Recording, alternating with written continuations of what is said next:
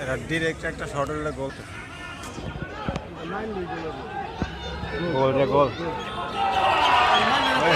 মিজান ভাই লাভ দিচ্ছে সুন্দর শট দিছে কোন আমরা ডিরেক্ট শট মারলে গোল সিনিয়ররা দিছে জুনিয়ররা দিছে তাহলে আবার কেমন গত নিগত দিকে ওইভাবে মারলেই গোল হবে ওই যে ওই লোকটা ভালো শট দেয় কয়েকটা শট দেখলাম গামছা বলতো না গামছা কালার দূরে থেকে অনেক গামছা নিচে হয়তো শর্ট প্যান্ট আছে সেক প্যান্ট বুঝছি